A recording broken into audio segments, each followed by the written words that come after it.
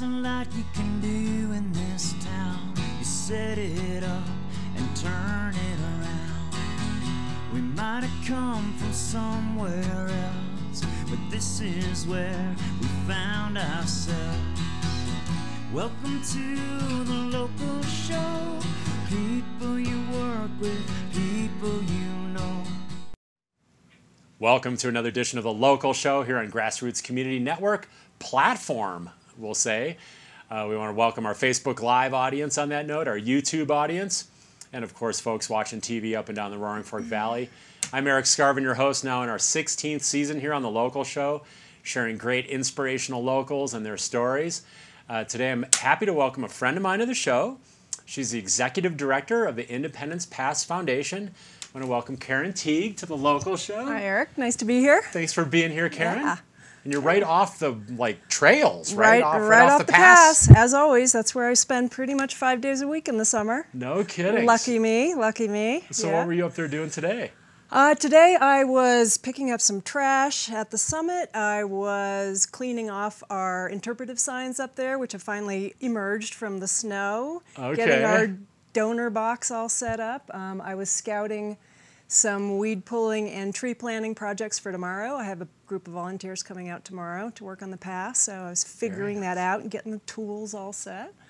And I will say right before the show, so I could get doubly inspired, I went on a little hike. Nice. Up Ptarmigan Creek, yeah. Oh. Yeah. So it's a variety of things, and we'll talk more in depth in the main body of the show, but it's really a variety of things that are caring for the pass, whether it's litter, or the signage, or the restoration, or revegetation. Yep.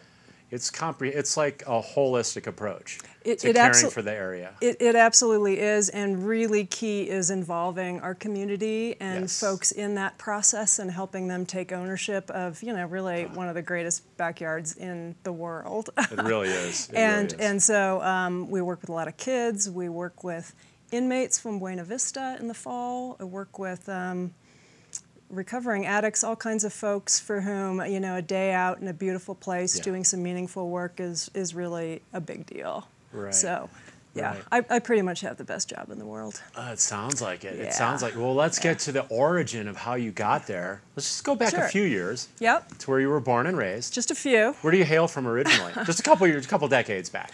Yeah, something like that. We don't have to go into specific amounts of years, just a few years back. Where do you hail from originally? I hail from the metropolis of Porterville, California. Oh. But spent most of my life just north of San Francisco in the Bay Area. Okay. And spent my entire childhood there. Went east for college, came back to California for law school. Did law pretty big time, including working up in Alaska on the Exxon Valdez oil spill case. Wow, heavy duty. For 5 years, yeah, pretty serious. Wow, that is serious. Alaska was what really changed my life. After working there, I couldn't go back to LA, which was where I was working and practicing law. So that inspired me to find another mountain town, and here I am. So that Alaska experience was really kind of what pivoted you? I guess I was looking for the pivot to your current career, which is relating to the outdoors, caring for the outdoors. Absolutely. In the nonprofit world. Yep. But so that Alaska was like, I want to be involved somehow in the outdoors? Was that kind Alaska, of the yeah, it was a couple of things. It was first just the awe-inspiring terrain and geography of Alaska and wanting to not just visit places like that, but live, amongst that. And second, and this is my big confession, I was representing Exxon. So I also had a sense of wanting to maybe turn that around a bit and do a little bit different kind of work with different clients. So came here, fell in love with this place, and have been trying to do my best to help take care of it ever since. So what was the Aspen connection? How were you Absolutely attracted none. to Aspen? Absolutely zero. Random? It's just that same old story. I just happened to arrive here on a February when the snow was fabulous, and I think I found an apartment in the want ads in the newspaper. This was the olden days, and sight you could unseen. Just do that. Yeah, where you in could the just middle of winter, do that. Drop and in. And actually, interestingly, and I hadn't thought of this until now, it was on the east end of Aspen and Mountain Valley. Okay. And you know, I arrived there and thought I had died and gone to heaven, and have never looked back. So. And now you just go a little farther east, up yeah, towards that's right. the pass. That's right, a little bit. That's your progression. You've right. gone east and up. Right, that's right. In But I'm not elevation. going over. Not over, no. Although a day at Twin Lakes is pretty fun. Oh, absolutely. Have you ever stayed at the little Nordic Inn over there? I've always wanted to stay at that little spot. I have not stayed at the Nordic Inn, but I've certainly stayed at the Inn at Twin Lakes quite a bit. Okay. Yeah, Andy, the new owner and general manager, is a great guy. Okay, I met those guys last year. And I would really encourage everyone who's listening to go check it out. It's reasonable, it's funky, it's got a great restaurant, and it's absolutely beautiful. And you feel like you're in a whole different place. Exactly. It almost feels, to me, like northern Wisconsin, because you've got this small, little kind of quaint place on a lake. The people are super friendly. Yeah. I actually rode over for my birthday, and I was at the little general store there, and then I went over and checked that out. I think I'm thinking about the same place. Yeah, it's right in that absolutely. same kind of string at that of buildings corner, there. Right? Yep, exactly. Yeah, that's magical. Yeah. Well, we have so much to get to here on our side of the pass. So we're going to take a quick break, rehydrate. And I do want to thank our summer underwriters, including Aspen Square, the Chris Klug Foundation and Klug Properties. Got to think about that one a second. Independence Pass Foundation, Sundog Athletics, Picken County Landfill. We're going to go to our quick break. We'll be back in 2 minutes, guys. We've got Karin Teague updating us on all the great activities, not just on the pass, but kind of like between the pass and Aspen, and all kinds of recreational opportunities as well. So don't go away.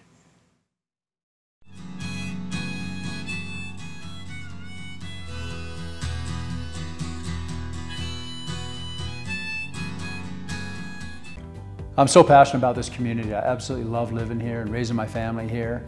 It gives me a lot of pride to share this with my friends and my clients and help them achieve their dreams of owning an Aspen snowmass and enjoying this incredible lifestyle. Celebrating another great summer season, Aspen Square Hotel is the hospitality place, featuring fireplace studio suites and larger condominiums with full hotel-style services in the center of downtown Aspen. Aspen Square is proud to support the local show. Curbside recycling is now included with your trash service in Pitkin County. You can reduce your waste footprint and shrink your trash bill by recycling right. Learn more at landfillrules.com. The Independence Pass Foundation. For 30 years, restoring and protecting the ecological, historical, and aesthetic integrity of Independence Pass. To learn more, independencepass.org. Sundog Athletics, Aspen's Adventure Sports School, is your opportunity to experience the most beautiful adventure locations and gain new skills to be safer, perform better, and have more fun. Fresh updates on mountain and road biking, hiking, canoeing, snowshoeing, and fat biking adventures at sundogathletics.com, Sundog Athletics on Facebook and Instagram. Welcome to the local show. People you work with, people you know. We're back here on the local show. Thanks for sticking with us, and welcome to our Facebook Live audience. So cool to now be able to send the ripple effects of the local show throughout social media. And, you know, it's wonderful to be able to share guests like yourself and all the great work you're doing. I want to thank you, too, for being involved in our Trash Crush community cleanup. Speaking of litter cleanup. Yep, takes a village. Takes a village, exactly. And speaking of that, you have some neat programs where you bring like the local kids in from the schools. Absolutely. Can you tell us a little bit about that? Sure, yeah. We've been working with Aspen area schools for a couple of decades now, primarily on tree plantings in areas where the road cuts have left some bare soil and are in need of stabilization or revegetation. Right.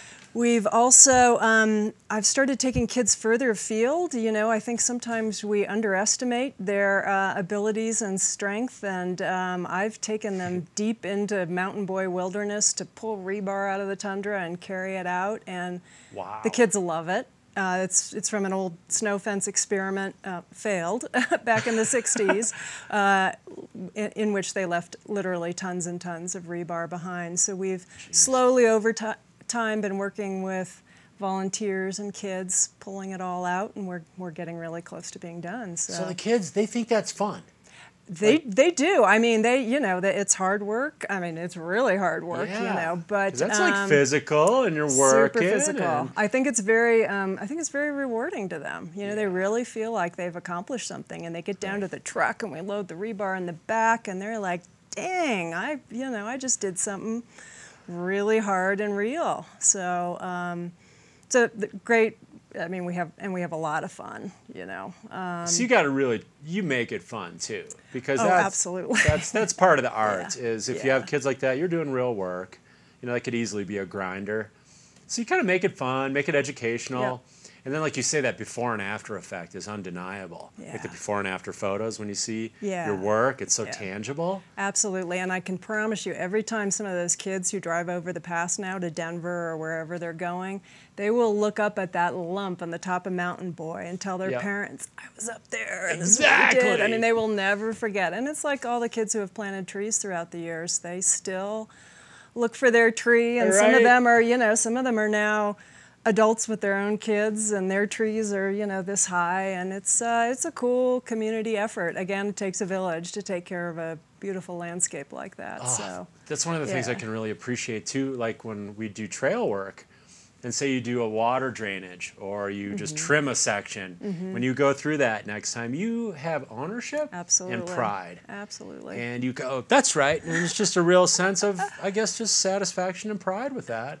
When you see the effect. So that's really powerful. And you never see a trail the same way again. You will always appreciate any nice trail you're on, and not take it for granted. And we do quite a bit of trail work with the Forest Service and with other partners like Roaring Fork Outdoor Volunteers and Wilderness Workshop.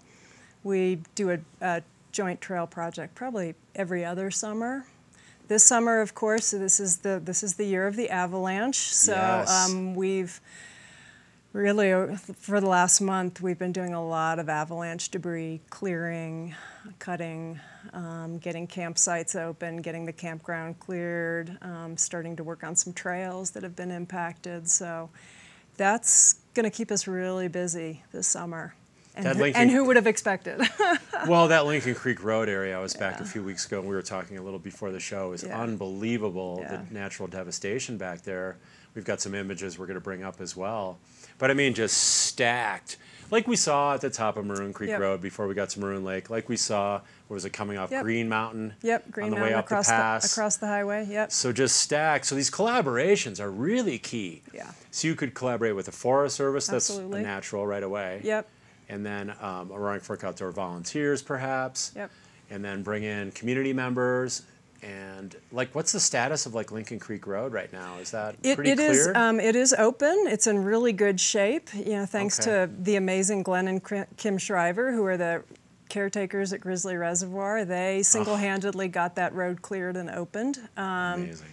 To Grizzly Reservoir, now past there's quite a bit more avalanche activity. And if anyone read the paper today, I don't think it's going to be a high priority. It's a Pitkin County road. I don't think it's going to be a high priority for them or the Forest Service in light of all the other places they have to deal with. So that are more traveled. Because that goes back to Ruby. It goes from the back reservoir to Ruby. Back to Ruby. That's right. Now you can still travel it via bicycle or on foot. But motorized vehicles, I believe the gate is still up. And within a mile, you're going to hit avalanche debris that would keep you from going any further. So if you are a biker or a hiker, enjoy the quiet, right? More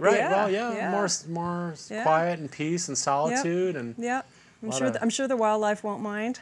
A little break this summer. I wonder how that affects the wildlife. I mean, I think about that a lot, like all these downed trees and, really heavily impacted areas. Like, do you think that means wildlife migrates to other areas, or they just adapt to that, or maybe it varies per the wildlife? I think it does. I think for some wildlife it'll be advantageous. It'll have opened up some areas and created some new places and spaces for them to be. For others it could make travel a little more difficult, but these critters we're talking about, mountain goats, bighorn sheep, elk, deer, they're pretty adaptable. They will figure their way around this stuff. Right. It may mean maybe the hardest part to deal with is the possibility that all of this downfall will speed up and intensify a spruce beetle outbreak. Yeah, I was reading about the spruce beetle could be attracted to a lot of that down. Absolutely, because the down trees, even though they still smell good and they're juicy and they're green, they're no longer living down on the ground, so they have no defenses anymore against the beetle. Right. When a tree is living, it creates sap and other things that can expel to kick the beetle. Yeah, exactly. Kick them out of there. But with that defense down, they are just sitting ducks for beetles to come in and lay their eggs and hatch and then find nearby healthy trees. So it's something that we've seen throughout Colorado. It's usually been wind-affected blowdowns, but I think avalanche will probably have the same effect. So that will be, that's just something we need to kind of be ready for. Not much that can be done about it. So most of the trees are going to stay where they are, correct? Absolutely. Some might be harvested, or used for the wood or different things. Right. For example, on Lincoln Creek, where there are dispersed campsites, or at the campground where there was quite a large avalanche, all that wood's been cut and stacked, and it's making great firewood for this summer season.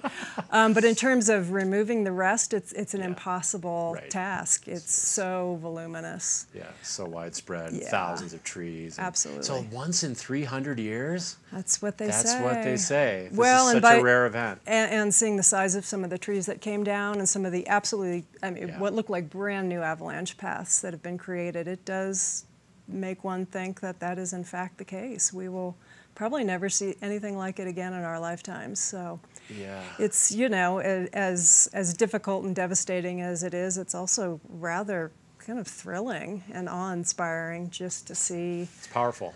Yeah, what Mother Nature can do. Well, speaking of what Mother Nature can do, it also formed the rocks around the grottos. Yes. And the ice caves and all those cool rock formations and places you can jump off into the water and punch bowls. And that's right. You guys have been involved in some new signage at the grottos. We have. Really pleased about that. Finally have a lovely new interpretive sign at the Grottoes, which describes the fascinating geologic history of the place. There's rock there that's some of the oldest in Colorado, 1.7 billion-year-old gneiss. With billion, with a B. Wow, that's getting back there. It's getting back there. Towards, the early days of Earth. Yeah, absolutely. Was Earth 4 billion years old? 4.5. 4.5 billion. Okay. Yeah, so it's going back pretty far. Getting back there. Yeah. Pre-Jesus, even. Yeah.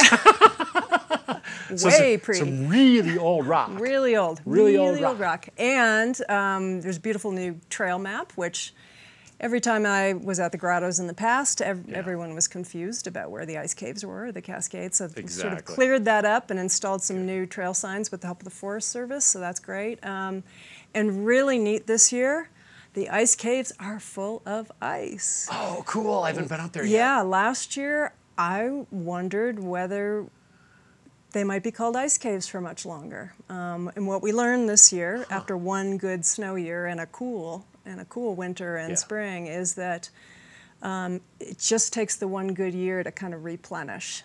So hopefully the ice caves will be around for years to come. Yeah. So I love going up there. It's such a neat area. There's all these little areas to explore, the Lincoln Creek area, the Grottoes area. But as we move up to the top cut, that top cut that you can see off in the distance coming up, and then you have the hairpin left to the top, which is the worst probably biking section for me. It's just something about that grinder last climb to the top.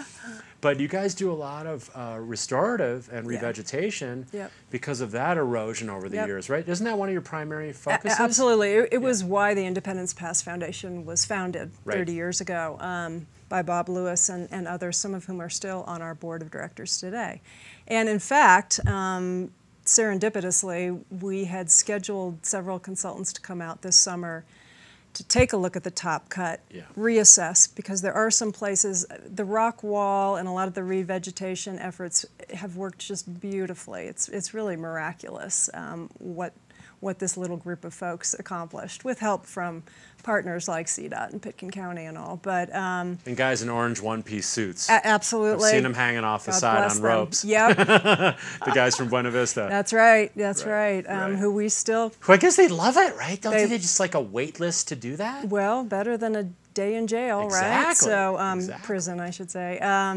And we still work with them every year, and they're critical to everything we do. And it's my favorite month of the year, working with those young men. So that's coming up in August, or when September. do you guys? September. September's our month with the BV inmates. But in any event, to get Magical back to time. the top cut, it's we are doing a reassessment this year. There are a few places that look like they're potentially failing or starting to erode pretty rapidly. It's gravity. It's it's 12,000 feet. It's tundra. It's harsh conditions. So it will be a constant work to keep that stable and green, but it's worth it, right? Work in progress. Yeah. Well, yeah, because you have all that dynamic going on up there. You have the altitude, you have the moisture, gravity. Maybe there isn't a lot of vegetation holding things in place, Right. Because you're kind of getting into alpine tundra Right. territory, Which so you've takes got a all long that time dynamic. to grow. Yeah. So here's an interesting one. Did anything change when Highway 82, the section of road, was designated as a U.S. Scenic Byway? Does that affect anything with you guys in terms of the Independence Pass Foundation? I think it did when the Scenic Byways program was instituted. I think it did bring a lot more attention to the pass. Yeah. And which is wonderful. Everyone should get to enjoy it. At this point, we don't. The pass is pretty well loved at this point. So we don't go out of our way to encourage, more visitation as far as more that visitation. goes, like tourism. Yeah. But it's it's on everyone's radar at this point. Right. Understandably. Well, and it's becoming a road biker's Yes. must-do. Yes. I like to call it the bike it list. Places you want to go bike. Like I've had that in my mind for a while. Like, why would I have a bucket list when I could go around the world and bike everywhere? Like Italy, like Norway, like all these great places. But Independence Pass is the highest climb still on the world tour. Is that right? That was ever climbed by pro cyclists. I didn't know that, actually. At 12,095 Okay, feet. cool. Because the European climbs, like at the Tour de France, which is on now, obviously, is happening. Yeah. And we're rooting for TJ Van Garderen, who's been on the local show, a good friend. Great. Yeah. Really excited for the tour, but they only go up to maybe 9,000 feet A little steeper. in those climbs in the Little Alps. steeper. Yeah, steeper though. I give them that. I'd rather go to 12 a little more gently, but Yeah, more gradual, but definitely high elevation. yeah. It's Great road biking, accomplishment to go do that from town is over 40 miles, 4,000 feet of climbing. Yep. Amazing riding. Yep. Let's switch gears a little bit. See how I did that out of cycling. And you have a new intern this summer. We Tell us about your do. new. That must be cool to have an intern. It's fantastic. Her name is Emily Downing. She's a grad student over at Western in Gunnison. She's studying environmental sustainability. She's working with the Forest Service in Gunnison, so all of this, she studied the spruce beetle in Colorado, so all of this is right up her alley, and she is such a great second pair of hands. She's got a science brain. She knows how to analyze data. She's really allowed us to expand our alpine flora and fauna studies on the pass, looking at forest health, biodiversity, climate change effects, all of it. And here's something that's really cool about Emily. She is spending the summer camping on the pass. Right. So she's pretty badass outdoor girl. So she fits right in here. It's been really great to have her. Yeah. So she can bring some of the science and what's going on, kind of inventorying.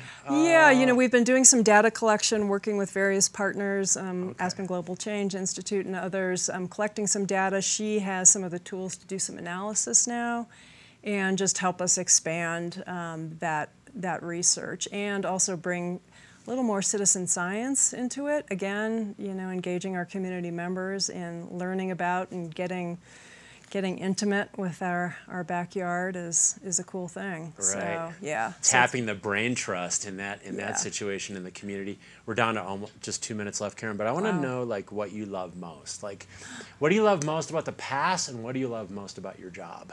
Maybe it's the same thing. Oh my goodness. What I love most about you love a lot of things, I'm sure.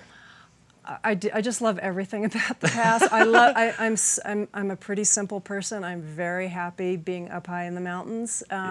This is a particularly thrilling season because the wildflowers are popping. Yes. So that's one thing I know a little bit about, and so I'm really enjoying that. My favorite part of the job, though, without question, is working with, for example, the Buena Vista inmates, and just seeing how time out in a beautiful place, working hard, doing good work, being appreciated, can change a person's life. Right. Yeah. Transformative. Absolutely. And that must be wonderful. It is. And then that's hope, too. That gives them hope, shows them what's possible, and, you know, there's a lot to look forward to in life. You've nailed it. Including cookies. Oh my goodness. So here's an interesting combo. Reusable container, single-use cookie. It's a little contradictory, but I hope you'll accept that for being on the show, because I appreciate your time. Bless you. Thank you, And I finally Erik. got you your beer pint glass that I promised from Pitkin County Landfill. Yeah, it's empty, but you know. Hasn't been used yet. It's not broken in A yet. beer will go in this tonight. Please Okay. make good use of that. Okay. In the meantime, cookies. And the cookies. Did you have fun today? I did. Thanks, Erik. Thank you for Great to see joining you. me. And thank you, Luna, for being such a nice little co-host. She was nice and calm today. Nice to meet She you. hasn't been on for a couple weeks. Good job, Looney. And thank you for watching this week on The Local Show. I'm so passionate about this community. I absolutely love living here and raising my family here. It gives me a lot of pride to share this with my friends and my clients and help them achieve their dreams of owning an Aspen snowmass and enjoying this incredible lifestyle. Curbside recycling is now included with your trash service in Pitkin County. You can reduce your waste footprint and shrink your trash bill by recycling right. Learn more at landfillrules.com. The Independence Pass Foundation. For 30 years, restoring and protecting the ecological, historical, and aesthetic integrity of Independence Pass. To learn more, independencepass.org. Sundog Athletics, Aspen's Adventure Sports School, is your opportunity to experience the most beautiful adventure locations and gain new skills to be safer, perform better, and have more fun. Fresh updates on mountain and road biking, hiking, canoeing, snowshoeing, and fat biking adventures at sundogathletics.com, Sundog Athletics on Facebook and Instagram. Welcome to the